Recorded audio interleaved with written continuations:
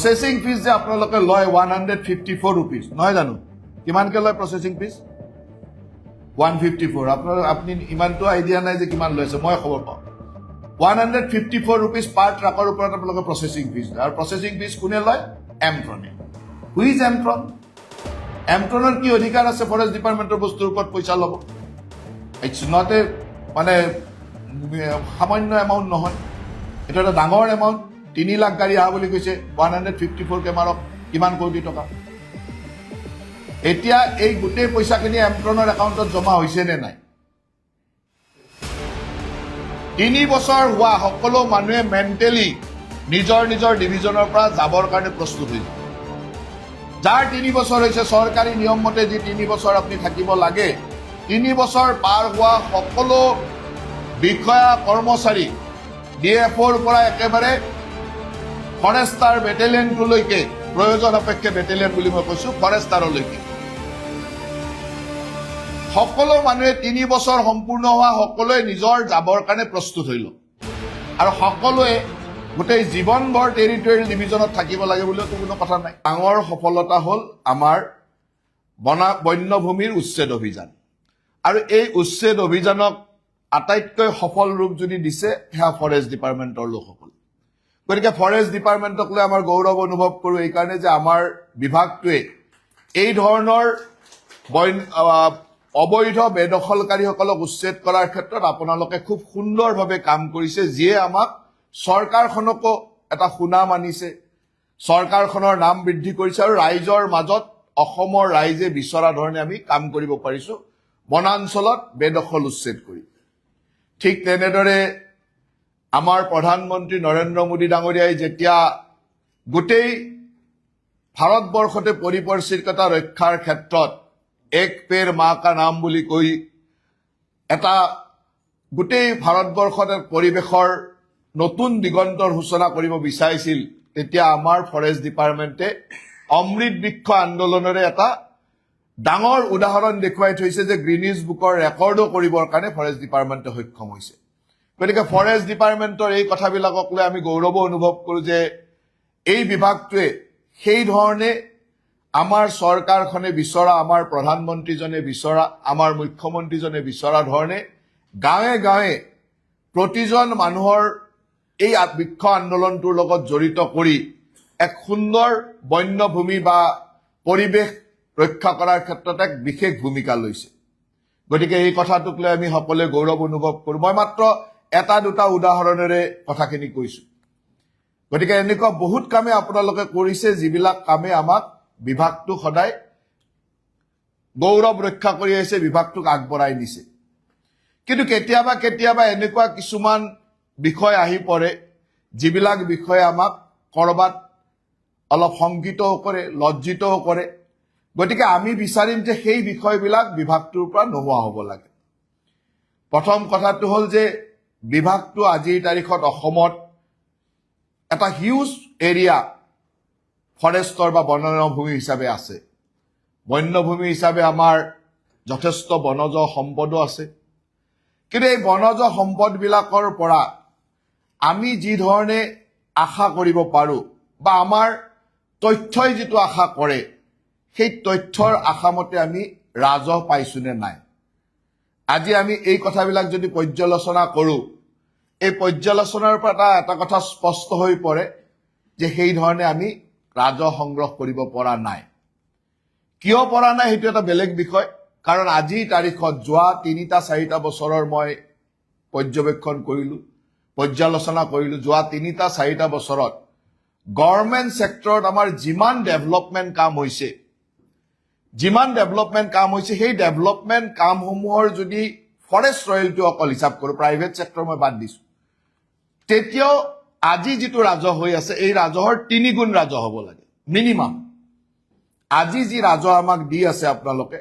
এই ৰাজহ অকল গভৰ্ণমেণ্ট ছেক্টৰত যিখিনি কনষ্ট্ৰাকশ্যন হৈছে যে আজি ৰাস্তা ঘাট হৈছে সকলোতো ফৰেষ্ট মেটেৰিয়েল ইউজ হৈছে আৰু ফৰেষ্টৰ ৰয়েলটিটো তাত নাপাবলগীয়া কোনো কথা নাই গতিকে অকল গভৰ্ণমেণ্ট ছেক্টৰত হোৱা কামখিনি যোৱা যদি বোলে 25-26 ইয়াৰত আমাৰ চৰকাৰে কি কাম কৰিলে ইমান 4 লেন কৰিলে উমুক ৰাস্তা বনাইছে আমাৰ চামলা ৰাস্তা বনাইছে PHCত ইমান কাম হৈছে, ৱাটাৰ ৰিচোৰ্চত ইমান কাম হৈছে, অমুক হৈছে, জাষ্ট প্লাছ কৰি দিয়ক। আৰু তাৰ যদি মিনিমাম 2% আপুনি ধৰে যে 2% আমি ফৰেষ্ট ৰয়েলটি পাব লাগে, তেতিয়াহ'লে আজি যি ৰয়েলটি পাই আছো এই ৰয়েলটিৰ মিনিমাম 3 গুণ হ'ব, অকল গভৰ্ণমেণ্ট ছেক্টৰ। তাৰ উপৰি মানুহে ঘৰ বনাই আছে, মানুহে প্ৰাইভেট মানুহে কাম কৰি আছে, প্ৰাইভেট বিল্ডাৰ্ছে কাম কৰিছে, সেইবিলাকতো আছেই। গতিকে এইটো হ'ল এটা প্ৰকৃত ছবি। গতিকে আমি কিয় এই পৰ্যায়ত গলো যে আমাৰ শিল বালি মহল বিলাকৰ পৰা আমি ক'ত আমাৰ লিকেজ আছে, ক'ত আমি এই কামটো কৰিব পৰা নাই। যিটো ডিপাৰ্টমেণ্টে অমৃত বৃক্ষ আন্দোলন কৰিব পাৰে, যিটো ডিপাৰ্টমেণ্টে ইমান শক্তিশালী ৰূপত বন্যভূমি ৰক্ষা কৰাৰ কাম কৰিব পাৰে, সেই ডিপাৰ্টমেণ্টটো এই কামটো কিয় কৰিব পৰা নাই। গতিকে মুখ্যমন্ত্ৰী মহোদয়ৰ আশাটো হ'ল যে এই ডিপাৰ্টমেণ্টত য'ত য'ত যি লিকেজ আছে এই লিকেজটো বন্ধ কৰিব লাগে। আপোনালোকক বিভাগে কেতিয়াবা সুন্দৰভাৱে কয় যে টাৰ্গেট ইমান, আমাৰ ইয়াৰ পৰা এটা টাৰ্গেট যায়, ইমান ৰয়েলটি দিব লাগিব। আৰু আপোনালোকে টাৰ্গেট ফুলফিল কৰাৰ স্বাৰ্থত কিছুমান এনেকুৱা হাৰাছমেণ্টৰো কাম কৰে যে মই টাৰ্গেট ফুলফিল কৰিব লাগিব। মানুহক কয় যে ওপৰৰ পৰা অৰ্ডাৰ আহিছে, ওপৰৰ পৰা ৰেভিনিউ ইমান লাগিবই। আল্টিমেটলি মানুহে চৰকাৰখনক গালি পাৰে যে ৰেভিনিউ লাগিবই, গতিকে দাণ্ডা মাৰি হলেও পইচা ল'ব লাগিব, মানুহক মানে প্ৰেছাৰ দি হলেও পইচা ল'ব লাগিব। মই সেইটোও আপোনালোকক কৰিব কোৱা নাই। মই কৈছো যে যিখিনি প্ৰাপ্য আমাৰ ৰয়েলটি আমি পাব লাগে সেই ৰয়েলটিটোৱে উঠাব লাগে, কাকো প্ৰেছাৰ দি নহয়, প্ৰাপ্য ৰয়েলটি। আপোনালোকক ইয়াৰ পৰা স্পেচিয়েল চিফ ছেক্ৰেটাৰী বা হফে এটা ডাইৰেকশ্যন দি দিয়ে যে ইমান ৰয়েলটি, এখন লিষ্ট দি দিয়ে যে যোৱা বছৰ ইমান উঠিছে গতিকে এইবাৰ ইমান উঠিব লাগিব। গতিকে আপোনালোকে ধুমধাম মানুহক ধৰি ফাইন টাইন কাটি মিলি ৰয়েলটি উঠোৱাত লাগি যায়, আৰু তলত মানুহক কৈ দিয়ে যে চৰকাৰৰ ওপৰৰ পৰা টাৰ্গেট আহিছে। গতিকে মানুহে চৰকাৰখনক গালি পাৰে। মোক তেনেকুৱা ৰয়েলটিও নালাগে, তেনেকুৱা ফাইন ৰয়েলটি মোক নালাগে, জেনুইনলি যিটো ৰয়েলটি হয়। যেনেকে মই কৈছো যে মোৰ চৰকাৰে ইমানখিনি কনষ্ট্ৰাকশ্যনৰ কাম কৰি আছে, তাত 2% ফৰেষ্ট ৰয়েলটি হলে আজিৰ তাৰিখৰ এই ৰয়েলটিৰ 3 গুণ হয়। মই প্ৰাইভেট ছেক্টৰটো বাদেই দিলো, এইটোতো জেনুইন কথা, ইয়াততো কোনো মিছা কথা ক'ব নোৱাৰে। অসমত কিমান ৰোডছৰ কাম চলি আছে, কিমান বিল্ডিঙৰ কাম চলি আছে, কিমান কি কাম চলি আছে, সবটো আমাৰ নৱ দৰ্পণত আছে। গতিকে এই কথাবিলাকক আপোনালোকে এতিয়া ঠিক কৰিব লাগিব। ফৰেষ্ট ডিপাৰ্টমেণ্টত প্ৰায়ে শুনা যায়, মইতো ৰাজনৈতিক ক্ষেত্ৰখনত বহু বছৰ হ'ল ষ্টুডেণ্ট পলিটিক্সৰ পৰা পলিটিক্স কৰিছো, গতিকে ৰাজহুৱা জীৱনতে আছো, ৰাজহুৱা খবৰবিলাক পাই থাকো। একোজন মানুহৰ ফৰেষ্ট ডিপাৰ্টমেণ্টত ট্ৰেন্সফাৰ পষ্টিঙৰ কাৰণে যি ধৰণৰ ধনৰ লেনদেনৰ অভিযোগ আহে, মই সঁচা মিছা প্ৰুভ হোৱা নাই যেতিয়া মই নকওঁ, এতিয়া প্ৰুভ হলে মই কম। গতিকে এই ধৰণৰ আপোনালোকে এটা ভাল জেগাত পষ্টিং ল'বৰ কাৰণে মানে ইয়াত 20 লাখ, তাত 30 লাখ, অমুক ডিভিজনত 50 লাখ দি আহিব লাগে, অমুকত 30 লাখ দি আহিব লাগে, এই যিটো ব্যৱস্থা, এই ব্যৱস্থাটো মন্ত্ৰী হিচাপে মই দায়িত্ব লোৱাৰ পিছত এই ব্যৱস্থাটোৰ সম্পূৰ্ণ ফুলষ্টপ লাগিল বুলি ধৰিলো। আপোনালোকে যোনে মই শুনিম যে কোনোবাই ট্ৰেন্সফাৰ পষ্টিঙৰ নামত কাৰোবাৰ ওচৰত গৈছে, তেওঁ জীৱনত ভাল পষ্টিং নাপায়, এনেকুৱা পষ্টিং পাব যে তেওঁ আৰু তেওঁৰ এছিয়াৰখন বেয়া কৰা কামটো মোৰ থাকিব। তেওঁৰ এছিয়াৰখন কিমান বেয়া কৰিব লাগে সেই কামটো মই কৰি থাকিম। গতিকে আজিৰ পৰা এটা কথা ক্লিয়াৰ হৈ যাওক, কাৰণ আমাৰ লগতো কিছুমান মানুহ থাকে, সেই মানুহবিলাকক ক'ব ছাৰক মই কৈ দিম, দাদাৰ লগত মোৰ ভাল, আমাৰ সতীৰ্থও থাকিব। কোনো সতীৰ্থ, কোনো মানুহক আপোনালোকে কোনো কাৰণত ট্ৰেন্সফাৰ পষ্টিঙৰ কাৰণে কতই লগ নকৰিব। আৰু আপোনালোকৰ তলৰ একেবাৰে ফৰেষ্টাৰজনলৈকে, ফৰেষ্ট গাৰ্ডজনলৈকে এই মেছেজটো দি দিব যে মই বিভাগত মন্ত্ৰী হৈ থকালৈকে কোনো ট্ৰেন্সফাৰ পষ্টিঙৰ নামত 1 টকাৰো দুৰ্নীতি হ'ব নোৱাৰে। এইটো একদম স্পষ্ট। কোনোবাই যদি আপোনালোকক কয়, আপোনালোকক মোৰ প্ৰাইভেট নাম্বাৰ আছে, মোৰ হোৱাটছআপ নাম্বাৰ আছে, হোৱাটছআপ নাম্বাৰত মাত্ৰ মেছেজ দিব যে মোক আপোনাৰ হৈ অমুক মানুহজনে মোক ট্ৰেন্সফাৰৰ নামত পইচা বিচাৰিছে, পষ্টিঙৰ নামত পইচা বিচাৰিছে। আপোনালোকৰ সেইটো সম্পূৰ্ণ ৰাইট আছে। আপোনালোকে একদম ফৰেষ্ট গাৰ্ডজনৰ পৰা ফৰেষ্ট বেটেলিয়নটোলৈকে কৈ দিব যে একদম যে আপোনালোকৰ কৰবাত যদি ফৰেষ্টাৰ লয়, একদম বেটেলিয়নটোলৈকে, গাৰ্ডজনলৈকে কৈ দিব যে আমাৰ ডিপাৰ্টমেণ্টত কোনো ধৰণৰ ট্ৰেন্সফাৰ পষ্টিঙৰ নামত 1 টকাৰো যাতে কতো দুৰ্নীতি নহয়। কাৰণ ফৰেষ্ট ডিপাৰ্টমেণ্টৰ প্ৰথম দুৰ্নীতি আৰম্ভ হয় ওপৰৰ পৰা। মাছ যেনেকে মূৰৰ পৰা গেলে, তেনেকে প্ৰথম ওপৰৰ পৰাই গেলে। গতিকে আপোনালোকক যদি মই ট্ৰেন্সফাৰ পোষ্টিং বা মোৰ অফিচটোৱে মোৰ বিষয়ে যদি ট্ৰেন্সফাৰ পোষ্টিঙৰ নামত টকা পইচা লোৱা আৰম্ভ কৰে আপোনালোকেতো সেই টকা পইচাটো উঠাবই নহয় কৰবাত গতিকে আপোনালোকক প্ৰথম আমাৰ পৰাই গলিব সেইকাৰণে মই আমাৰ ডিপাৰ্টমেণ্টৰ প্ৰথম দোষটো কৈছো যে মোৰ কাৰ্যালয় কাৰণ ট্ৰেন্সফাৰ পোষ্টিঙৰ অথৰিটি চৰকাৰ মানে বিভাগৰ মন্ত্ৰী হিচাপে মই আছো মুখ্যমন্ত্ৰী ডাঙৰীয়া আছে গতিকে আমাৰ ওপৰৰ পৰা আমাৰ শীৰ্ষ বিষয়াসকল আছে চৰকাৰৰ ফালৰ পৰা একেবাৰে স্পষ্ট কোনো বিষয়া কৰ্মচাৰী আমাৰ বিভাগত ট্ৰেন্সফাৰ পোষ্টিঙৰ নামত কোনো ধৰণৰ দুৰ্নীতি যদি কোনোবাই কৰা বুলি শুনো কোনোবাই আপোনালোকক কয় লগে লগ জনোৱাটো আপোনালোকৰ কাম যে অমুকে মোক আপোনাৰ কথা কৈ ট্ৰেন্সফাৰ পোষ্টিং দি বুলি কথা কৈ হফৰ কথা কৈ পিচিচিএফৰ কথা কৈ মোৰ পৰা টকা পইচা বিচাৰিছে ইমিডিয়েটলি মোৰ হোৱাটছএপত মেছেজ আহিব আপোনালোকৰ কাৰণ কোনোবা বিষয়া কোনোবা মোৰ নাম কোনোবা বিষয়া এইটো ক'ব লাগিব নহ'লেতো আৰু কৰা মানুহ এইকেইটাই নহয় জানো এইকেইটাৰ নাম কৈ ক'ব লাগিব এইকেইজনৰ নাম কৈ যদি কোনোবাই কয় ইমিডিয়েটলি আপোনালোকে এটা মেছেজ দিব যে অমুকে এনেকে কৈছে মোৰ হোৱাটছএপত আৰু তাক মই সুন্দৰভাৱে কি একশ্যন ল'ব লাগে ল'ম আৰু যোনে এই কামটোক গম নোপোৱাকে কৰা বুলি মোৰ তাত কিবা প্ৰমাণ বা খবৰ আহিব তেওঁৰ এছিয়াৰখন তেওঁৰ কেৰিয়াৰটো বেয়া কৰা কামটো মোৰ ওপৰতে দিব মই কেনেকে বেয়া কৰিম আৰু গতিকে মই প্ৰথমবাৰে একদম স্পষ্টভাৱে কৈছো এই কথাটো আমাৰ পৰা নোহোৱা কাৰণ যদি টকা দি পোষ্টিং ল'ব নালাগে আপোনালোকে সৎভাৱে কাম কৰাত একো অসুবিধা নাই কিবা অসুবিধা আছে নেকি টকা দি পোষ্টিং ল'লেতো অসৎভাৱে কাম কৰিবই গতিকে টকা দি পোষ্টিং লোৱা কামটো ফুল ষ্টপ লাগিলে দ্বিতীয় কথাটো হ'ল যে আমাৰ বিভাগত একোটা ডিভিজনত একোটা ৰেঞ্জত একোটা বিটত 10 বছৰ 15 বছৰ 20 বছৰ চাকৰি জীৱন শেষ হৈ যায় কিয় এটা অফিচত ইমান দিন থাকিব লাগে ফৰেষ্ট ডিপাৰ্টমেণ্টত যেতিয়া আপোনালোকে চাকৰি লৈছিলে তেতিয়াতো জংগলত থাকিম বুলি চাকৰি লৈছে নহয় চাকৰিটো জংগলত থাকিম বুলি লৈছে ফৰেষ্টৰ কাম কৰিম বুলি লৈছে এতিয়া চহৰৰ মাজত এইটো বিট অমুকত ভালকে গাড়ী চলে অমুকত ভালকে বালিৰ ট্ৰাক চলে অমুকত হিলৰ কোৱাৰী আছে গতিকে সেইটো ডিভিজনে মোক লাগিব সেইটো ৰেঞ্জে লাগিব এই যে ৰেঞ্জ ডিভিজনত আপোনালোকে 10 বছৰ 12 বছৰ 15 বছৰ একেবাৰে ফৰেষ্ট গাৰ্ডটোৰ পৰা ডিএফঅ'টো একদম শীৰ্ষ বিষয়ালৈকে এটা ডিভিজনতে বহি থকা এটা অফিচতে বহি থকা এই যিটো চিষ্টেম এই চিষ্টেমটো আজিৰ পৰা অৱসান কৰি বুলি ধৰি লওক 3 বছৰ হোৱা সকলো মানুহে মেণ্টেলি নিজৰ ডিভিজনৰ পৰা যাবৰ কাৰণে প্ৰস্তুত হৈ যাওক যাৰ 3 বছৰ হৈছে চৰকাৰী নিয়ম মতে যি 3 বছৰ আপুনি থাকিব লাগে 3 বছৰ পাৰ হোৱা সকলো বিষয়া কৰ্মচাৰী ডিএফঅ'ৰ পৰা একেবাৰে ফৰেষ্টাৰ বেটেলিয়নটোলৈকে প্ৰয়োজন অপেক্ষে বেটেলিয়ন বুলি মই কৈছো ফৰেষ্টাৰলৈকে সকলো মানুহে 3 বছৰ সম্পূৰ্ণ হোৱা সকলোৱে নিজৰ যাবৰ কাৰণে প্ৰস্তুত হৈল আৰু সকলোৱে গোটেই জীৱনভৰ টেৰিটৰিয়েল ডিভিজনত থাকিব লাগে বুলিতো কোনো কথা নাই ৱাইল্ড লাইফতো বহুত কাম আছে বেলেগতো কাম আছে গতিকে ৱাইল্ড লাইফৰ মানুহ টেৰিটৰিয়েলত আহিব টেৰিটৰিয়েলৰ মানুহ ৱাইল্ড লাইফত যাব অমুকৰ মানুহ তত যাব কি কৰিব লাগে সেইটো মোৰ ওপৰত এৰি দিয়ক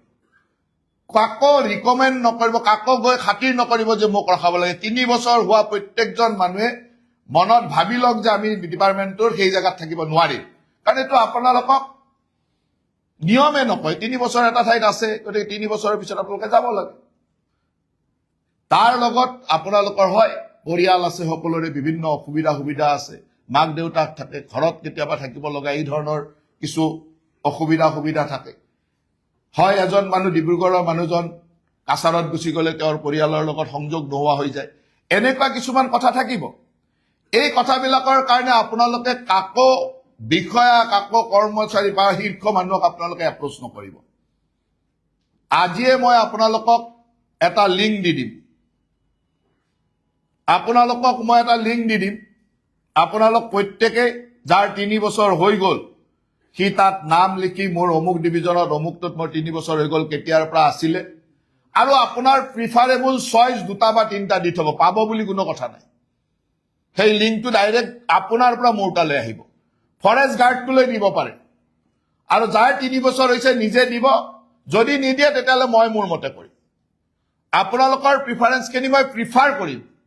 কিন্তু সেইটো হ'ব লাগিব বুলি নাভাবেই নল'ব আৰু তাত কোনো বেলেগৰ দ্বাৰা আহিব নালাগে মই লিংক এটা দি দিম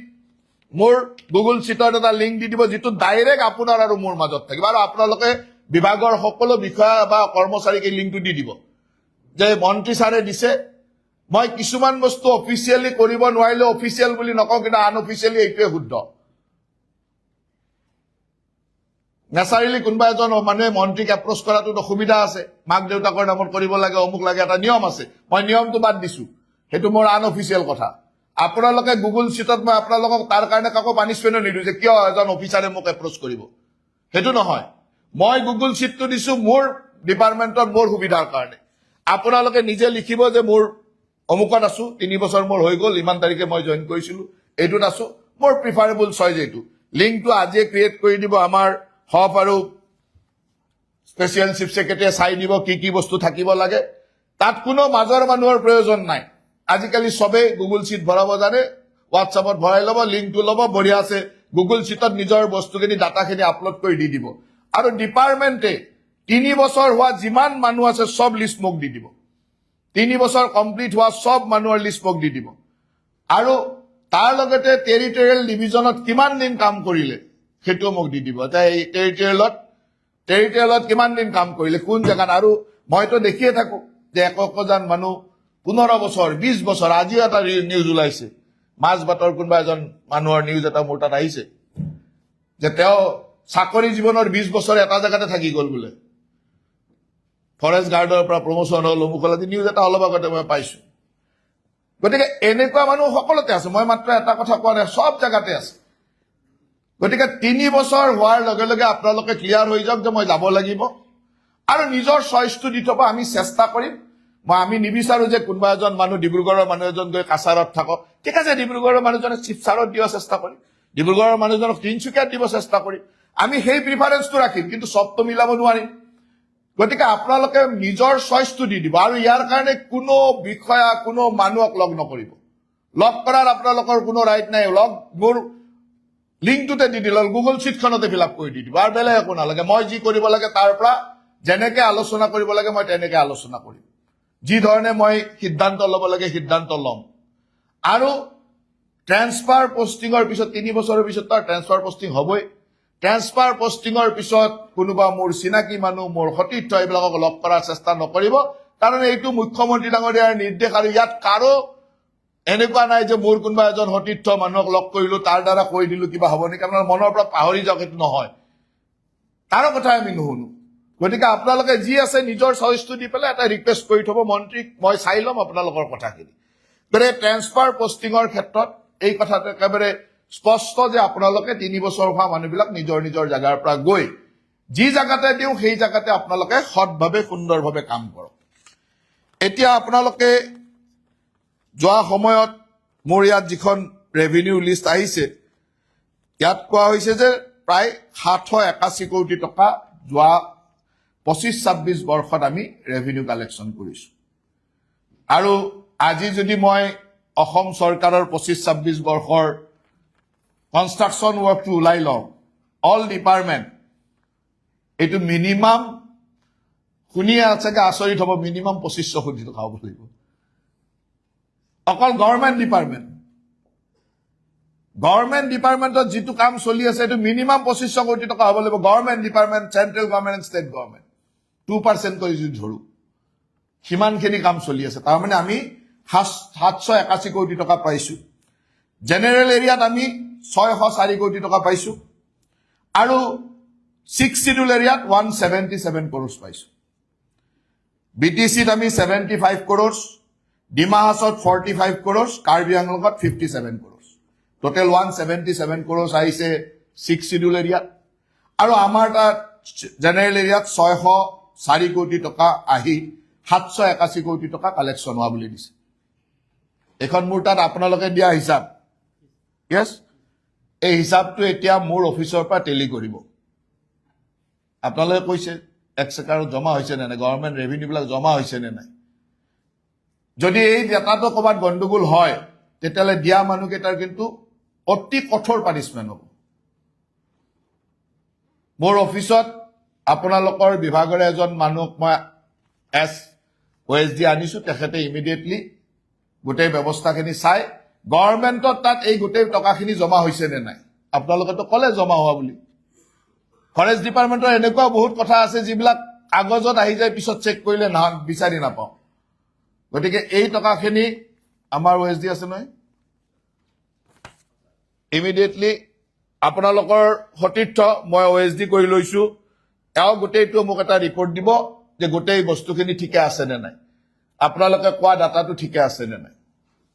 দ্বিতীয়তে আপোনালোকে বহুদিন আগৰ পৰা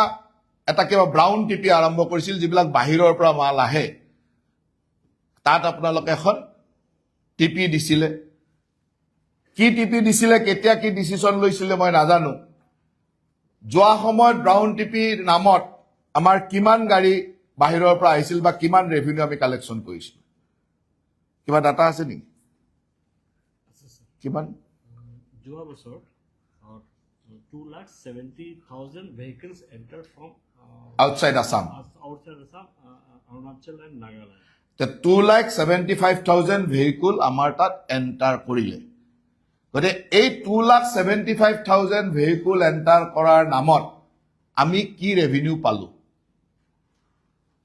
কাৰণ এইবিলাক কৰবাত তাত ৰেভিনিউ দি আহিব কৰবাত ৰেভিনিউ নিদি আহিলে তাক ৰেভিনিউ ৰেগুলাৰাইজ হ'ব ৰেভিনিউটো দিয়াৰ লগে লগে ৰেভিনিউৰ ওপৰত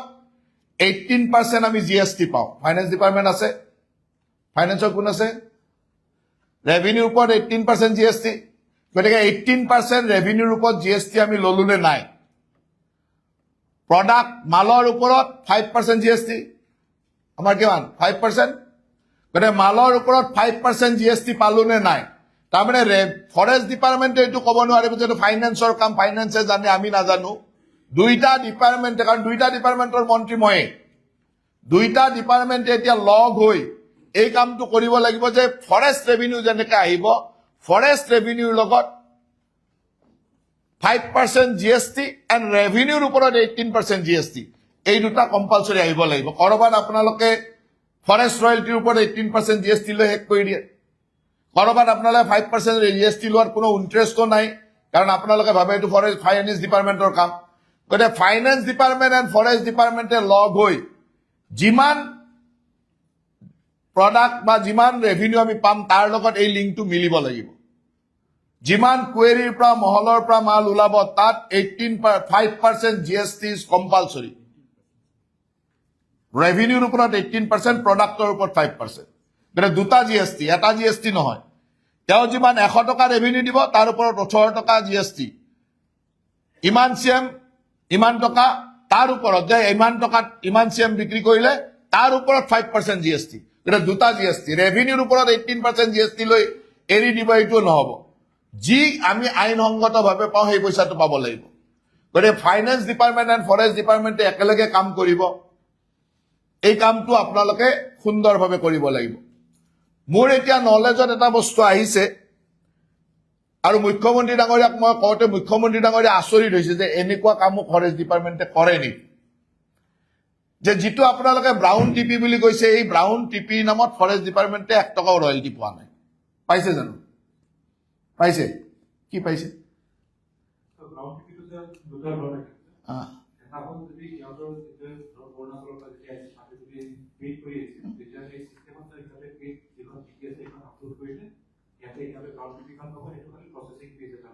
কি প্ৰসেসিং ফিজ লয় কিমান ফিজ লয় প্ৰসেসিং ফিজটো কোনে লয় এমট্ৰনে কিয় ল'ব ফৰেষ্ট ডিপাৰ্টমেণ্টৰ ওপৰত প্ৰসেসিং ফিজ যে আপোনালোকে লয় 154 rupees নহয় জানো কিমানকে লয় প্ৰসেসিং ফিজ 154 আপুনি ইমানটো আইডিয়া নাই যে কিমান লৈছে মই খবৰ পাওঁ 154 rupees পাৰ ট্ৰাকৰ ওপৰত আপোনালোকে প্ৰসেসিং ফিজ লয় আৰু প্ৰসেসিং ফিজ কোনে লয় এমট্ৰনে হুইজ এমট্ৰন এমট্ৰনৰ কি অধিকাৰ আছে ফৰেষ্ট ডিপাৰ্টমেণ্টৰ বস্তুৰ ওপৰত পইচা ল'ব ইটছ নট এ মানে সামান্য এমাউণ্ট নহয় এটা এটা ডাঙৰ এমাউণ্ট 3 লাখ গাড়ী আহা বুলি কৈছে 154 কে মাৰক কিমান কোটি টকা এতিয়া এই গোটেই পইচাখিনি এমট্ৰনৰ একাউণ্টত জমা হৈছে নে নাই অনলাইন লয় মোৰ বিভাগৰ পৰা এতিয়া চাব যে এমট্ৰনে যিমান গাড়ী দিছে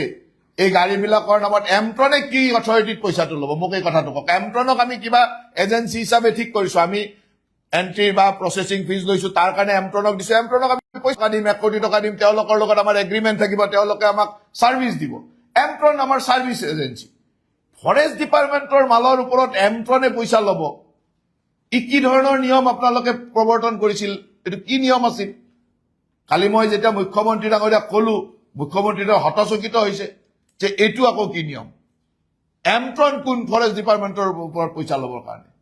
আৰু আপোনালোকে ইমান শীৰ্ষ বিষয়াসকলে কেতিয়াও এই কথাটোত একো আলোচনা কৰা নাই নেকি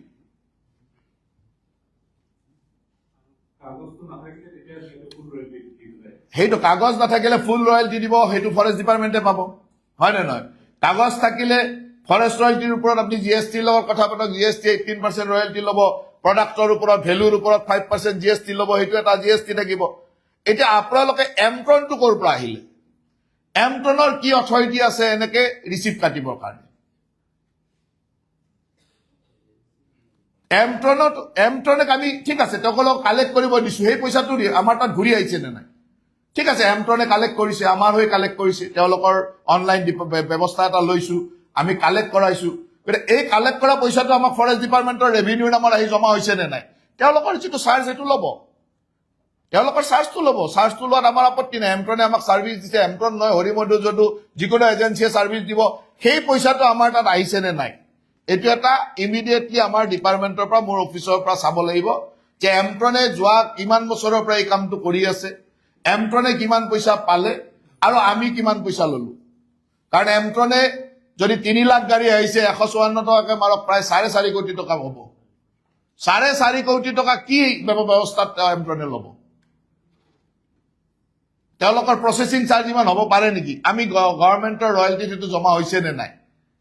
গতিকে এই কথাখিনি ক্লিয়াৰ হ'ব লাগিব আৰু এইখিনি মোৰ ডিপাৰ্টমেন্টৰ পৰা মোৰ অফিচৰ পৰা গোটেই বস্তুটো চাব যে এমট্ৰনক কিয় দিয়া হৈছিল কোনে দিছিলে কেনেকে দিছিলে আৰু তাৰ প্ৰসেসটো কি ডিসিশনত দিছিলে আপোনালোকে এটা 3 লাখ গাড়ী যদি আহি আছে এই 3 লাখ গাড়ীৰ ৰয়েলটিৰ ওপৰত ৰয়েলটি নাথাকিলে ৰয়েলটি ল'ব লাগিব ৰয়েলটিৰ ওপৰত জিএসটি ল'ব লাগিব মালৰ ওপৰত জিএসটি ল'ব লাগিব এই ধৰণৰ কথাবিলাক আমি চিন্তা কৰিব লাগিব কেনেকে তাক ৰেগুলাৰাইজ কৰিব আজি যে মই কৈছো যে 2500 কোটি টকা আহিব লগা ডিপাৰ্টমেন্টে 700 কোটি টকা বুলি আপোনালোকে ডাটা দিছে তাৰ কাৰণ এইবিলাকে ইয়াত আমি কত ট্যাক্স ভৰাব লগা নাই ট্যাক্স লগাব লগাও নাই যি ট্যাক্স আছে এইখিনি কেৱল ল'ব লাগে আজি তাৰিখত আপোনালোকে গোটেই ব্যৱস্থাটোত বিভিন্ন ধৰণে মহলবিলাক দি আছে বা মহলবিলাক এটা প্ৰসেস আছে এই গোটেই প্ৰসেস বিলাকত কি লোফল আছে এটা ডিএফও বা ৰেঞ্জাৰ সকল ইয়াত আছে ৰেঞ্জ অফিচাৰ সকল ডিএফও সকলৰ পৰা মই এজনকে শুনিম যে আপোনালোকে ভবাত কি পৰিৱৰ্তনৰ প্ৰয়োজন আছে যে কিহৰ কাৰণে আমি ইমান ৰয়েলটি হেৰুৱাইছো কাৰণ অকলটো এন্ট্ৰিতে নহয় আৰু বাকিটো মহলৰ পৰা ওলোৱা মালতো হেৰুৱাইছো নহলেতো ইমান ডাঙৰ লছ হ'ব নোৱাৰে গতিকে কি কাৰণত আমি হেৰুৱাইছো ৰেঞ্জ অফিচাৰে জানে ডিএফও জানে এটা প্ৰত্যেকজন ডিএফও ৰেঞ্জ অফিচাৰে আজি দিনজোৰা ভাবে আপোনালোকে মোক জনাব লাগিব যে মোৰ তাত এনেকুৱা ঘটনাৰ কাৰণে আমি হেৰুৱাইছো এখন টিপে দুবাৰ ইউজ কৰে এখন টিপে 3 বাৰ ইউজ কৰে হ'ব পাৰে কোনো ওয়েটৰ হিসাব নাই তাৰ কোনো যেতিয়াই তেতিয়াই যিমান পাৰিছে মাল লৈ গৈছে একে টিপিৰ পিছত একে ৰেভিনিউ পৰ্টেল মাল লৈ গৈ আছে এনেকুৱা কি হুৰুঙা আছে এই হুৰুঙাবিলাক ডিএফও আৰু ৰেঞ্জাৰ বিলাকে আজি মোক ক'ব লাগিব ৰেঞ্জ অফিচাৰ ডিএফও বিলাক আপোনালোকৰ নিজৰ এৰিয়াৰ কথাবিলাক ক'ব এটা আমি কোনোবাটো মহল অকশন কৰি টেন্ডাৰ কৰি দিছো এই টেন্ডাৰ প্ৰসেছত ক'বাত গণ্ডগোল আছে নেকি টেন্ডাৰ প্ৰসেসটো কি কৰিব লাগে কাৰণ আপোনালোকে তাত জেগাত থাকে সেই জেগাত বিভিন্ন ধৰণৰ প্ৰেছাৰ থাকিব বিভিন্ন ধৰণৰ কথা থাকিব যাৰ কাৰণে আপোনালোকে ইচ্ছা কৰিব পৰা নাই কোনোবা লোকেল প্ৰেছাৰ আহিব অমুক আহিব আজি বিটিসি এৰিয়া আছে ডিমা হাছাও আছে কাৰ্বি আংলং আছে তাত কেনেকুৱা ধৰণৰ কাৰণ বিটিসিৰ এটা ডাঙৰ ৰেভিনিউ আহিব লাগে আজি বিটিসি চৰকাৰে কিমান কৈছে 75 crores কিমান পালে 75 crores মানে মই ভাবো যে বিটিসি চৰকাৰে 75 নহয় আজিৰ তাৰিখত ৰেভিনিউ খিনি ঠিক কৰি দিলে 200 কোটি টকা এই বছৰ আৰামত পাব 300 কোটি টকা গোটেই বিটিসিৰ দৰমহা ক্লিয়াৰ হৈ যাব তেওঁলোকে লওক নিয়মত যদিও ৰেভিনিউ আমাৰ তাত জমা হ'বলে আমাৰ এটা আন্ডাৰষ্টেণ্ডিং আছিল বিটিসিক আমি দি আছিলো এতিয়াও বিটিসিয়ে লৈ আছে আমাৰ এটা নিজৰ মাজৰ আন্ডাৰষ্টেণ্ডিং যদিও ৰেভিনিউ টু ষ্টেট এক্সেছৰত আহিব লাগে আমি কেতিয়াও এটো এটা আন্ডাৰষ্টেণ্ডিংত চলি আছে গতিকে বিটিচিয়ে যদি কালি 300 কোটি টকা পায় 200 কোটি টকা পায় বিটিচিখনটো ভালকে চলিব বিটিচিৰ আজি দৰমহা দিবলৈ 10টা এমপ্লয় ল'বৰ কাৰণে সুবিধা হ'ব এইটো বিটিচিৰ ডাঙৰ সোৰ্স আমি যদি জিএসটিটো পাওঁ আমাৰ তাতো এটা জিএসটি আহিব গতিকে এই কামবিলাক আপোনালোকে কৰিব লাগিব এটা ক'ত সুৰুঙা আছে কি ধৰণৰ সুৰুঙা আছে যে এই টেন্ডাৰ প্ৰসেসটোতে সুৰুঙা আছে এইখিনি ঠিক কৰিব লাগে এনেকুৱা নহলে প্ৰেছাৰ হয় অমুক হয় এই যে আমি কন্ট্ৰাক্টৰ বিলাকৰ নামত পাৰমিট দিওঁ এককটা কন্ট্ৰাক্টৰে এখন পাৰমিট লৈতো সি এটা মহলে আৰম্ভ কৰি দিয়ে কৰে নে নকৰে আপোনালোকৰ তাত তথ্য আছে নে নাই 2 কোটি টকাৰ কাম ল'ব তাত অমুক ফৰেষ্ট লাগে বুলি সেই 10 CM 50 CM 100 CMৰ এটা পাৰমিট উলাই ল'ব আৰু সেই 100 CMৰে গোটেই বছৰটো সি বালি টানি থাকিব এই পাৰমিট ব্যৱস্থাটো আমাক ক'ত লছ কৰিছে সেন্ট্ৰেল গভৰ্ণমেন্টৰ ৰেলৱে বা নেশনেল হাইৱে ইত্যাদিৰ কামবিলাকত কিমান ৰয়েলটি খুৰুঙা ওলাই যায় তাত কি ধৰণৰ অসুবিধা হয় এতিয়া আমি আমাৰ যিটো বিভাগৰ আমাৰ অসম চৰকাৰৰ বিভাগবিলাকত জিএসটি এটা বেলেগ প্ৰসেস আৰম্ভ কৰিছে আজি এনেকুৱা ধৰণৰ ঘটনাও হৈছে যে এটা বিজনেছমেনে তেওঁলোকৰ জিএসটি যিটো ইনপুট পাব লাগে যে ফৰেষ্ট ৰয়েলটি ইমান টকাৰ কিনিব লাগে ইমানটো হিল বালি কিনিব লাগে জিএসটিৰ ইনপুট এনেকুৱা দি দিয়ে যে তাত লাগে 200 CM প্ৰডাক্ট বা 200 CM হিল কি 500 CMৰ জিএসটি হুমাই দিয়ে 500 CM ক'ৰ পৰা কিনিলে তাতো নালাগে ইমান এনেকুৱা ধৰণৰ কন্ট্ৰাক্টৰ ওলাইছে যি কন্ট্ৰাক্টৰে 100% জিএসটি ইনপুট লৈ লৈছে এটা কন্ট্ৰাক্টৰ কি ক্যাশ পইচা লেবাৰক পইচা দিব নালাগে নেকি তেওঁৰ অন্য খৰচা নাই নেকি গোটে 100% জিএসটি ইনপুট কেনেকৈ হ'ব আমি তাৰো ৰিচাৰ্চ কৰি আছো বলে পিডব্লিউডি ৰোডছৰ কন্ট্ৰাক্টৰ বলে হাইয়েষ্ট পাৰ্সেন্টেজ 50% জিএসটি ইনপুট হ'ব পাৰে বা 30% হ'ব পাৰে তাতকেতো বেছি হ'ব নোৱাৰে বলে বিল্ডিংৰ কন্ট্ৰাক্টৰটো 50% হ'ব পাৰে ইলেক্ট্ৰিকৰটো 20% হ'ব পাৰে এটা নিয়ম থাকিব কিন্তু 100% জিএসটি ইনপুট ল'ব এইটো কেনেকুৱা ধৰণৰ কথা আৰু এই ইনপুট বিলাক ফৰেষ্টৰ ক্ষেত্ৰতো আহিছে ফৰেষ্টৰ মেটেৰিয়েলছ বিলাকৰ ক্ষেত্ৰতো ইনপুট দেখুৱাইছে গতিকে এই ধৰণৰ যিবিলাক ডাঙৰ লেকনা আছে এই লেকনাবিলাক সম্পূৰ্ণৰূপে বন্ধ কৰিব লাগিব আৰু সেই কাৰণে মই কৈছো যে আপোনালোকৰ ট্ৰান্সফাৰ পোষ্টিং বা আপোনালোকৰ বিভিন্ন ভাল ঠাইত বহিবৰ কাৰণে যিটো ব্যৱস্থাৰ কাৰণে আপোনালোকৰ এইবিলাক কাম কৰিবৰ কাৰণে বাধ্য হৈ গৈছিল বুলি ভাবিছিল এইবিলাক বন্ধ গতিকে আপোনালোকে কতো বাধ্য নহয় আপোনালোকে এই কামখিনি কৰিবই লাগিব ফৰেষ্ট ডিপাৰ্টমেন্টৰ লগত গোটেইখিনি ব্যৱস্থিতভাৱে আপোনালোকে কাম কৰিব লাগিব ঠিক তেনেকৈ ট্ৰান্সপোৰ্টও আমাৰ লগত জড়িত বস্তুখিনি উলাই নিলে ট্ৰান্সপোৰ্ট হয় কেতিয়াবা আপোনালোকে একেখন গাড়ীতে আপোনালোকো হাৰাসমেন্ট দিলে এমবিও হাৰাসমেন্ট দিলে অমুকো কৰিলে একদম বেপাৰীও হাৰাসমেন্ট হৈ যায় কিছু কথা বস্তুৰ আমি যত এৰা ধৰা কৰিব লাগে আমি কৰিম কেতিয়াবা হয় লোড ইন্টাৰৰ ঠাইৰ পৰা অকমান লোডত অলপ বেছি নানিলে তেওঁলোকে মিলাব নোৱাৰে সেইবিলাকত বহুত বেছি ট্ৰান্সপোৰ্ট ডিপাৰ্টমেন্টে এমবিআইটো বোলে কিয় 2 CM মাল বেছি আনিছো 1 CM মাল বেছি আনিছো বুলি তাকো হাৰাসমেন্ট কৰিব আলটিমেটলি বিজনেছমেনটো কাম কৰিব নোৱাৰব এই কথাবিলাকো নহব সেইকাৰণে ট্ৰান্সপোৰ্ট ডিপাৰ্টমেন্টকো মই মাতি পঠাইছো ইয়াতে ট্ৰান্সপোৰ্ট ডিপাৰ্টমেন্টে যি সহায় কৰিব লাগে কৰিব ট্ৰান্সপোৰ্ট ফৰেষ্ট এণ্ড ফাইনেন্স তিনিটা ডিপাৰ্টমেন্টে মিলি তিনিটা ডিপাৰ্টমেন্টৰ ৰেভিনিউ বৃদ্ধি কৰিব লাগিব আৰু অসম চৰকাৰৰ ৰেভিনিউ বৃদ্ধি কৰিব লাগিব ইয়াত কত হুৰুঙা থাকিব নোৱাৰে কত 2-3টাৰ আন্ডাৰষ্টেণ্ডিং থাকিব লাগিব এই বোলে ফৰেষ্টে ধৰিলে ওলাই আহি এমবিআইটো ধৰিলে এই বোলে অমুক কৰিলে এই কথাটো নহব এই কথাবিলাকৰ কাৰণে আমি এটা খুব জইনভাৱে ফৰেষ্ট ট্ৰান্সপোৰ্ট এণ্ড ফাইনেন্সে বহি পেলাই গোটেই পলিচিটো কৰা হ'ব আৰু আপোনালোকক আজি সেই কাৰণে আপোনালোকৰ পৰা মই সাজেশ্যন বিচাৰি কি কৰিব লাগে এটা ইমান ৰয়েলটি কোড গণ্ডগোল হয় এই গণ্ডগোল বিলাকৰ মূল উৎসবিলাক কি যে একেখন ডিপি ইউজ কৰে বহুত বেছি মাল লৈ আহে জোখমাখ কৰাৰ সুবিধা নাই গাড়ীবিলাকে বিভিন্ন ধৰণে গণ্ডগোল কৰে তো তাত আমি গাড়ীবিলাকত কিবা জিপিএস সিস্টেম যদি গলে কোয়েৰিত চলা মহলত চলা প্ৰতিখন গাড়ীতে স্পেসিফিক জিপিএস আমাৰ লগোৱা থাকিবই লাগিব যি জিপিএসে গাড়ীখন এনি টাইম ট্ৰেক কৰে তাত গাড়ীত আজিকালি জিপিএসৰ বিভিন্ন ইভিন ওয়েট পৰ্যন্তলৈকে জিপিএসৰ ক'ত কিমান সময় গাড়ী ৰখিছে কি কৰিছে সেই পৰ্যন্ত জিপিএসত ওলাব পাৰি কেনেকুৱা ধৰণৰ জিপিএছ গাড়ীবিলাকত লগাবৰ কাৰণে আমাৰ এই লাইনৰ ব্যৱসায়ীসকলে ইচ্ছুক হয় নে নহয়, তেওঁলোকৰ কিবা প্ৰব্লেম হ'ব পাৰে নেকি, কিন্তু লগালে কিমান লাভ হ'ব সেই কথাটো আপোনালোকে ক'ব লাগিব যে আমি জিপিএছ চিষ্টেম কৰিম। যে প্ৰত্যেক গাড়ীত ঠিক আছে, এইটোতো বহুত দামৰ বস্তু নহয়, প্ৰত্যেক গাড়ীত জিপিএছটো লাগি থাকিব পাৰে। জিপিএছৰ পৰা আমি গোটেই ট্ৰেকিং চিষ্টেমটো আমাৰ ফৰেষ্ট ডিপাৰ্টমেণ্টৰ আৰু ফাইনেন্স ডিপাৰ্টমেণ্টৰ হাতত থাকিব। ফৰেষ্ট ডিপাৰ্টমেণ্টে ফাইনেন্স ডিপাৰ্টমেণ্টে চাই থাকিব, দৰকাৰে ট্ৰান্সপৰ্ট ডিপাৰ্টমেণ্টে চাই থাকিব গাড়ীখন ক'ত গৈছে, কি হৈছে, একেখন গাড়ীয়ে ক'ৰবাত গণ্ডগোল কৰি আছে নেকি, কিমান বাৰ গৈছে, ক'ত ৰখিছে, গোটেই আজিকালি জিপিএছত ওলাব পাৰি। তাত মনিটৰিং কৰাৰ কাৰণে এটা চিষ্টেম ডেভেলপ কৰি আমি 100% মহল আৰু কুৱেৰীৰ গাড়ীত আমি জিপিএছ লগাব পাৰো নেকি, বা লগালে ক'ত লাভ হ'ব আৰু লগালে কি ধৰণৰ অসুবিধা হ'ব, এই কথাবিলাক আপোনালোকে ফিল্ডৰ মানুহখিনি মোক ক'ব। ইয়াৰ পিছত মই যিসকলে এই ব্যৱসায়টোৰ লগত জড়িত, আমি যেতিয়া ডিপাৰ্টমেণ্টে সিদ্ধান্ত ল'ম এইটো কৰিম, তেওঁলোককো মাতিম, তেওঁলোকৰ লগতো কম যে এইখিনি চৰকাৰে সিদ্ধান্ত লৈছে, এইখিনি তোমালোকে সহায় কৰিব লাগিব। তেওঁলোকে অযথা হাৰাশাস্তি খাব লগা নাই, চৰকাৰক ৰয়েলটি দি আৰামত কাম কৰক, ফ্ৰী হেণ্ড কাম কৰক, কাকো পাৰ্চনেল ৰয়েলটি দিব নালাগে। কাৰণ আপোনালোকেতো চৰকাৰৰ ৰয়েলটিটো বাদ দি পেলাই পাৰ্চনেল ৰয়েলটিটো তাক লিগেলাইজ কৰিয়ে দিয়ে। চৰকাৰৰ ৰয়েলটি লৈ লিগেলাইজ কৰক, কোনো লিগেলাইজ আপোনালোকেতো এইটো নহয় যে এইটোৰ পৰা একদম বন্ধ কৰি দিছে, গোটেই গাড়ী মটৰ চব চলা নাই, এইটোতো নহয়। এতিয়াও যি মাল লাগে লাগি আছে, আহি আছে। আপোনালোকে কয় যে এইটো আইন মতে নপৰে, এইটো অমুক মতে নপৰে, এতিয়া পইচাটো ল'লে আইনটো কেনেকে ভাঙিব পাৰে? এতিয়া চৰকাৰে পইচাটো ল'লে আইনটো ভাঙি পেলাই দেখাই দিয়ক,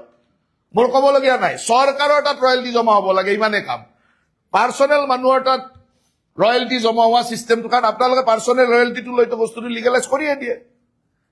কোনো কাম ৰখি থকা নাই যে এইটো কাম কৰিব নোৱাৰে, এইটো ইমান আনিব নোৱাৰে, এনেকুৱা হ'ব নোৱাৰে, এইটোতো হৈয়ে আছে। হৈ আছে কেনেকে? পাৰ্চনেল ৰয়েলটি লৈছে, কোনোবাই ৰয়েলটি লৈছে। গতিকে পাৰ্চনেল ৰয়েলটিটো বন্ধ কৰি চৰকাৰৰ ঘৰত ৰয়েলটি দি চব লিগেলাইজ কৰি দিয়ক আৰু চবেই আৰামত চলাই থাকক। তাৰ বুদ্ধি আপোনালোকৰ হাতত আছে আৰু আপোনালোকে বুদ্ধিটো দিব, আৰু বুদ্ধিবিলাক আপোনালোকৰ পৰাই মই শুনিম যে কি কৰিব লাগে, কেনেকে কৰিব লাগে। আপোনালোকে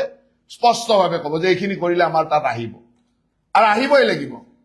যদি আহিব পৰা মানুহ আপোনালোক, আনিব পৰা মানুহ আপোনালোক নহয়, যোনে মোক বুদ্ধি দিব নোৱাৰে, তেওঁ বেলেগত ৱাইল্ড লাইফত থাকিব, ৰিচাৰ্চত থাকিব, ক'ৰবাত থাকিব। যোনে মোক সেই বুদ্ধিটো দিব পাৰে তেওঁ আহিব আমাৰ তাত।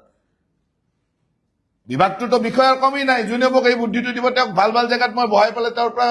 চৰকাৰৰ ৰয়েলটি আনি ল'ম। মোক চৰকাৰৰ ৰয়েলটি দি লিগেলাইজ কৰিব লাগে, ফৰেষ্ট ৰয়েলটি, ফাইনেন্সৰ জিএছটি, দুটা বস্তুৱে। আৰু মানুহকো, ব্যৱসায়ীসকলকো, সাধাৰণ মানুহকো সহজলভ্য সুবিধা কৰি দিব লাগে। তেওঁলোকক হাৰাছমেণ্ট কৰি নহয়, তেওঁলোকক অত্যাচাৰ কৰি নহয়, সহজলভ্য কৰি তেওঁলোকে ইজিলি চিষ্টেমটোত আহি ইজিলি কৰিব, ইজিলি কৰক। আৰু এই কাম কৰিবৰ কাৰণে মানুহ, ব্যৱসায়ী সকলো ৰেডি থাকিব। মই এই কথাখিনি আজি যেতিয়া আমি গোটেই কথা পতাৰ পিছত এটা ডিচিশ্যন হ'ব, সেই ডিচিশ্যনৰ পিছত মই আমাৰ এই লাইনৰ ব্যৱসায়ীসকলৰ লগতো কথা পাতিম যে আমি এইটো কৰিব খুজিছো। জিপিএছ চিষ্টেম হ'ব পাৰে, প্ৰত্যেকটো মহলৰ সন্মুখত নহ'লেও প্ৰত্যেক মহলৰ লগত লিংক কৰি আমি ৱেব ব্ৰিজ কৰিব পাৰো নেকি, যে ৱেটত বহুত গণ্ডগোল হয়, প্ৰত্যেক জেগাত ৱেব ব্ৰিজ। এতিয়া হয়, যিকোনো জেগাত এখন ৱেব ব্ৰিজ কৰিব দিলে তেওঁৰ এটা কষ্ট আহিব, মাটিৰ ভেলু আহিব, ৱেব ব্ৰিজ আহিব, আজিকালি মুভেবল ৱেব ব্ৰিজ ইত্যাদিও আহিছে। কিন্তু আমি আমাৰ মহলৰ সন্মুখতে ফৰেষ্টৰ জেগাতে তেওঁক বোলে এইখন ৱেব ব্ৰিজ এজন ল'ৰাক বহাব দিলো, তাৰ পৰা আমি তেওঁকো এটা সুবিধা দিলো, আমাৰ গোটেই মনিটৰিংটো তাত চিচিটিভি কেমেৰাৰ পৰা, জিপিএছ চিষ্টেমটোৰ পৰা, তাত আমাৰ প্ৰত্যেক জেগাই জেগাই আমি এনেকুৱা কিছুমান আইডেণ্টিফাই স্পট কৰিব পাৰো নেকি, য'ত এনেকুৱা ধৰণৰ ৱেব ব্ৰিজ লগাই, আৰু তাত গভৰ্ণমেণ্টেও বহুত ডাঙৰ টকা ইনভেষ্টমেণ্ট কৰিব লগা নাই, আমি ৱেব ব্ৰিজ কিনি নলগাও। কিছুমান মানুহক ঠিক আছে, ফৰেষ্টৰ জেগাতে আমি কৰবাত মহলৰ পৰা ওলাই অহা ফৰেষ্টৰে মাটি তাতে দি দিলো জেগা, বোলে তুমি এইখিনি ৱেব ব্ৰিজটো লৈ 5 বছৰ তুমি চলোৱা। তেওঁৰ এটা ব্ৰেক ইভেন কি হ'ব পাৰে, ৱেব ব্ৰিজটো চলিব পাৰে নে নোৱাৰে, ৱেব ব্ৰিজটো চলাব পাৰা, কাৰণ কোনোবা এজনে ইনভেষ্ট কৰিলে তেওঁৰতো পইচাটো আহিব লাগিব। প্ৰত্যেকটো গাড়ী জোখমাখ কৰা, তাত চিচিটিভি কেমেৰাৰে মনিটৰিং কৰা, ওপৰৰ পৰা মনিটৰিং কৰা, ঠিকে মাল নিছে নে নাই, এই ধৰণৰ কি কি চিষ্টেম আপোনালোকে হিউমেন ইণ্টাৰফাৰেন্সটো নোহোৱা কৰি পেলাই টেকনলজি লগাওক। কাৰণ মানুহে, আমি যেতিয়া চকুৰ আগত হাতত ডাঙৰ ডাঙৰ বান্দুল ধৰাই দিয়ে আমাৰো চব পাহৰি যাওঁ। গতিকে আমাক হিউমেন ইণ্টাৰফাৰেন্সটো মানুহৰ কম হ'ব লাগে, টেকনলজি লাগে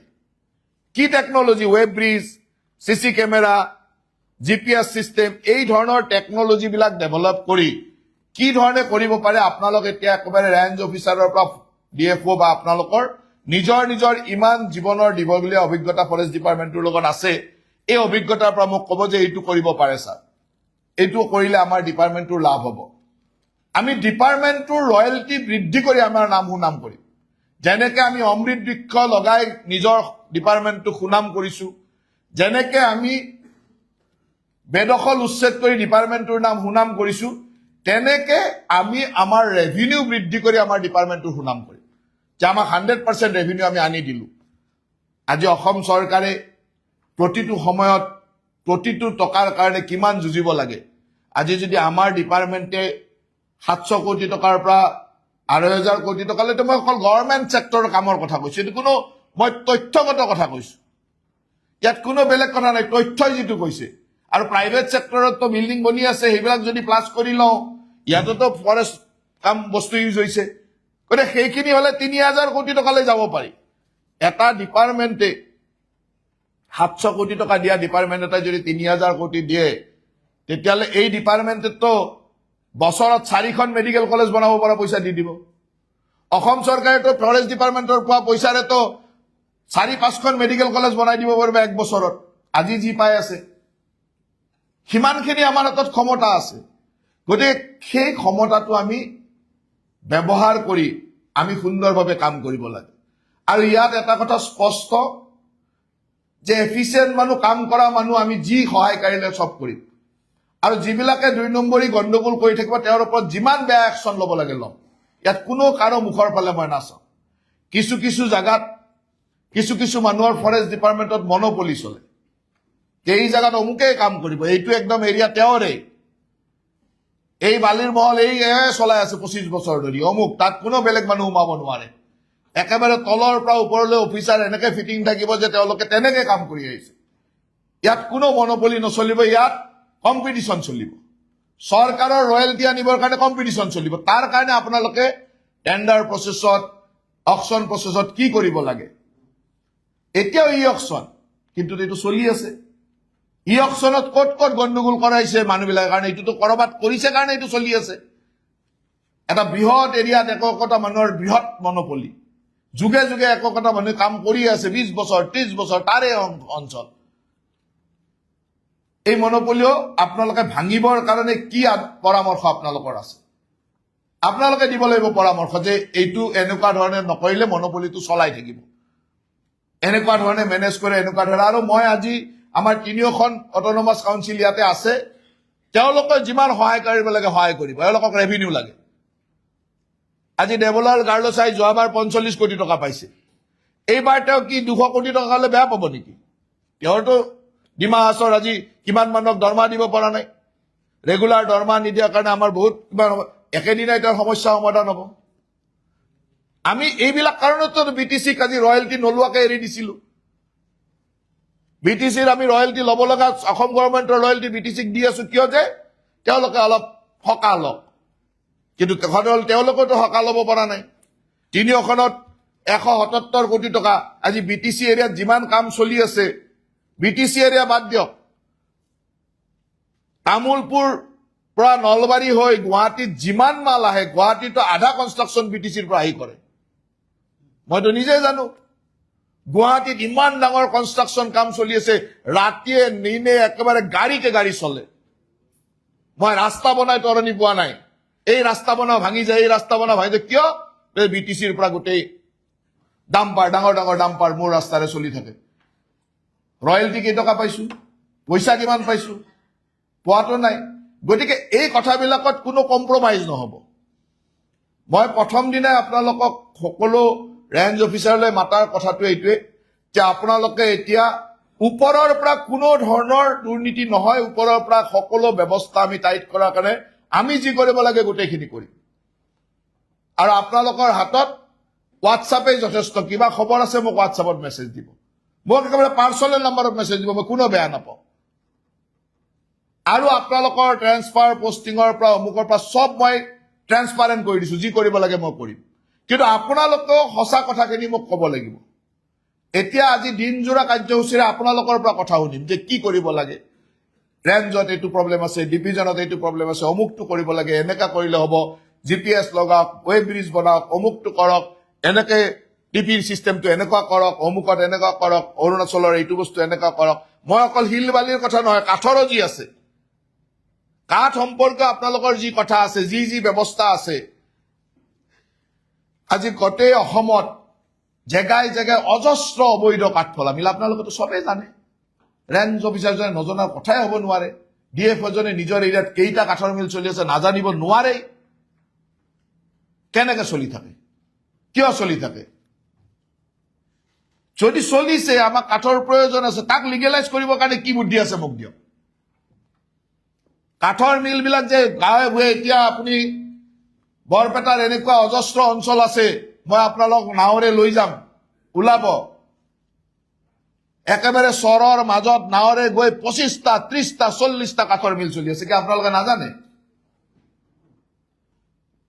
মই এনেকুৱা অজস্ৰ অঞ্চলৰ পৰা মোৰ তাত ফটো আহে, খবৰ আহে। ইণ্টাৰৰ ঠাই আপোনালোকে যোৱা আপোনালোকৰ ডিউটি নহয় নেকি? ৰেঞ্জ অফিচাৰজন DF এজনে নাজানে নেকি বৰপেটাৰ ক'ত চৰত, গোৱালপাৰাৰ পৰা ক'ত মাল আহি বৰপেটাৰ ক'ত কাটে, ব্ৰহ্মপুত্ৰৰে কোনফালেৰে মাল যে আপোনালোকে নাজানে নেকি? চব জানে, কিয় নকৰে? সেই ধৰণৰ ক'ত কিমান কাঠৰ অবৈধ মিল আছে, মোক ইমিডিয়েট ডাটা আপোনালোকে ইয়াৰ পৰা গৈয়ে দিব লাগিব। ডাইৰেক্ট মোৰ অফিচলৈকে পঠাব যে ইমান অবৈধ মিল আছে। তাৰ পিছত যদি গৈ মই কোনোবা জেগাত এটাও মিল দেখা পাওঁ, তেতিয়াহ'লে তাৰ ওপৰত ইমান বেয়া একশ্যন হ'ব যে তেওঁৰ কেৰিয়াৰটো তাতে শেষ হ'ব। লিগেলাইজ কৰিবৰ কাৰণে যি কৰিব লাগে কওক, যে এইটো এনেকে লিগেলাইজ কৰি দিব পাৰে, মানুহৰ হাৰাশাস্তি হ'ব নালাগে। আপোনালোকে অবৈধভাৱে নিজৰ ৰেভিনিউ লৈ পেলাই তাক লিগেলেতো কৰি আছে। গভৰ্ণমেণ্ট ৰেভিনিউ লৈ কেনেকে লিগেল কৰিব পাৰে সেই বুদ্ধিটো মোক দিয়ক। কাঠৰ যিমান মিল যি চলি আছে, অৰুণাচলৰ পৰা নাগালেণ্ডৰ পৰা যিমান কাঠ, চোৰাং কাঠ বিভিন্ন ঠাইত আহি আছে, তাক কি কৰিব লাগে, তাক কেনেকে ধৰিব লাগে, তাক কেনেকে লিগেলাইজ কৰিব লাগে, তাক বন্ধ কৰিব লাগে। কাৰণ কাঠ লাগিব আমাৰ ইয়াত, কাঠো আহিব লাগিব। গতিকে এনেকুৱা নহয় যে তাত একদম কেওছ এটা সৃষ্টি কৰিবৰ কাৰণে আমি ধুমধাম এই কামটো কৰিম, নহয়। তাক লিগেলাইজ কৰিবৰ কাৰণে কি উপায় আছে? কাৰণ আজি অহা বস্তুখিনিতো আপোনালোকে নিজৰ ৰেভিনিউ লৈ লিগেলাইজ কৰিয়ে আছে। সেইখিনিকে আপোনালোকে গভৰ্ণমেণ্ট ৰেভিনিউ লৈ লিগেলাইজ কৰাৰ বুদ্ধিটো মোক দিয়ক। কেনেকে কৰিব, কি কৰিব? কাঠ, শিল, বালি, চোৰাং মিল, কাঠৰ মিল যি আছে, যিমান ৰেভিনিউ লিকেজ আছে, যি 2 নম্বৰী ফৰেষ্ট ডিপাৰ্টমেণ্টত চলি আছে, সেই গোটেইখিনিৰ তথ্য আপোনালোক সকলো এই টেৰিটৰিয়েলৰ ৰেঞ্জ অফিচাৰ আৰু DF বিলাকৰ তাত আছেই। মই আজি সেইকাৰণে টেৰিটৰিয়েলৰ মানুহকে মাতিছো, গোটেইবিলাকক মাতা নাই। পিছত মই ৱাইল্ড লাইফৰ মানুহকো মাতিম, বেলেগ বেলেগকে আমি চবৰে লগত কথা পাতিম। ট্ৰেন্সফাৰ, পষ্টিং, অমুক তমুক এইখিনি সকলোৰে কাৰণে। আৰু সেইকাৰণে মই আপোনালোকৰ জৰিয়তে তেওঁলোককো জনাই দিছো, তেওঁলোকেও আবেদন কৰিব, তেওঁলোকেও মোৰ তাত পঠাব, সেইটো এটা বেলেগ হ'ল। সেইখিনি সকলোৰে কাৰণে। কিন্তু টেৰিটৰিয়েল ডিভিজনে ৰেভিনিউ কালেকশ্যনত আপোনালোকৰ লিকেজখিনি আপোনালোকে সকলোৱে জানে, টেৰিটৰিয়েলৰ মানুহখিনি জানে। গতিকে আজি আপোনালোকক মাতিছো, আপোনালোকে দিনজোৰা যিমান সময় লাগে লৈ লওক। আপোনালোকে ধুনীয়াকে কাকো এড্ৰেছ কৰিব নালাগে বোলে মোৰ এইটো কথা, DF সকলে কম্পালচৰি ক'বই লাগিব নিজৰ নিজৰ ডিভিজনৰ কথা। আৰু ৰেঞ্জ অফিচাৰ বিলাকে যদি ভাবে যে ক'ব লাগে, আপোনালোকেও ক'ব। আৰু কোনোবাই যদি ভাবে যে মই এনেকে মোৰ চিনিয়ৰ অফিচাৰৰ আগত ক'লে মোৰ বিপদ হয়, অসুবিধা হয়, তেওঁৰ কাৰণে মোৰ হোৱাটছআপ নম্বৰ ক্লিয়াৰ আছে, মোৰ মেইল ক্লিয়াৰ আছে, সেইখিনি ময়ে চাম। তাত তেওঁলোকে ভাবিব নালাগে যে মন্ত্ৰীলৈকে হোৱাটছআপ কৰিম, মন্ত্ৰীলৈকে হোৱাটছআপ কৰক, মোক লাগে, আপোনালোকৰ পৰা ইনফৰমেশ্যন লাগে। হয়, চিনিয়ৰ অফিচাৰ এজন বহি থাকিলে আপুনি ক'ব কেনেকে, ভয় খাব, অমুকে কি কৰিব কি নকৰিব। এতিয়া ভয় খাব লগা নাই, মোক ডাইৰেক্ট হোৱাটছআপত দি দিব যে মই ছাৰ এইখিনি কথা একদম হোৱাটছআপত দি দিব, মেইলত দি দিব, যি কৰিব লাগে মই কৰিম। আৰু যিমানখিনি কৈ আমি ডিপাৰ্টমেণ্টটোক শুধৰণি কৰিব পাৰো, সেই কথাখিনি অপেনলি কওঁ। ডিপাৰ্টমেণ্টত যেনেকে মই ৱেব ব্ৰিজৰ কথা কৈছো, যেনেকে মই GPS-ৰ কথা কৈছো, যেনেকে মই TP-টো কেনেকে লিগেলাইজ কৰিব লাগে, কি কৰিব লাগে, এই কথাবিলাক কৈছো। এই কথাবিলাক কেনেকে কৰিব পাৰি, কি ৰিফৰ্ম আপোনালোকৰ চিন্তা চৰ্চাত আছে, সেই গোটেইখিনি কথা আপোনালোকে খোলাকে ক'ব।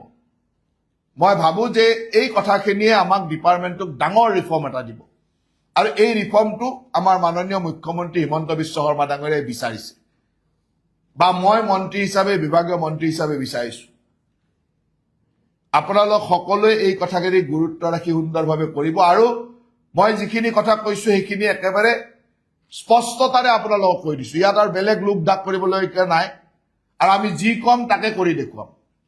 সেইকাৰণে আপোনালোকৰ পৰা সহায় সহযোগিতা বিচাৰিছো আৰু হয় ডিপাৰ্টমেণ্টে সহায় কৰিলে আমি গোটেইখিনি কৰিব পাৰিম আপোনালোকৰ দ্বাৰাই কাম কৰিব লাগিব এইটো নহয় যে আপোনালোকক আঁতৰাই বা আপোনালোকক নোহোৱাকে মই কাম কৰিব পাৰিম মই মোৰ বিষয়া মোৰ কৰ্মচাৰী মোৰ ডিপাৰ্টমেণ্টৰ মানুহখিনিক লৈতো কাম কৰিব লাগিব আৰু এই ডিপাৰ্টমেণ্টৰ মানুহখিনিক মই প্ৰথমে কৈছো